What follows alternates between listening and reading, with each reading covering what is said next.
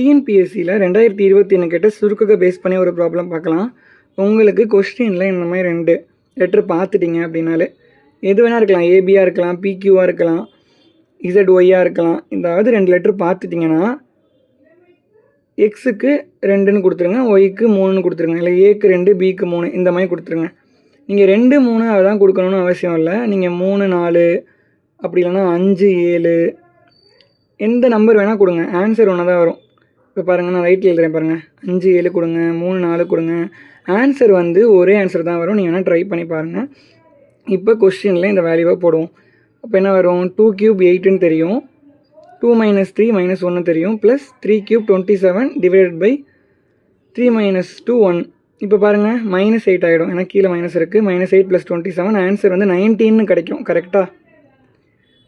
இப்போ இந்த 19 இந்த 4 ஆப்ஷனில் எது வரும்னு பாருங்கள். ஆப்ஷன் ஏல வரும். ஏன் அப்படின்னா, இப்போ எக்ஸுக்கு பதிலாக 2 போடுங்க, ஓகேவா? ஒய்க்கு பதிலாக 3 போட்டு பாருங்கள் என்ன வருதுன்னு. இப்போ 2² என்ன கிடைக்கும்? நமக்கு 4 கிடைக்கும். 2 × 3 6 கிடைக்கும். y² 9 கிடைக்கும். இப்போ இந்த 3ஐயும் ஆட் பண்ணுங்கள், நமக்கு என்ன கிடைக்கும்? 19ன்ற ஆன்சர் கிடைக்கும்.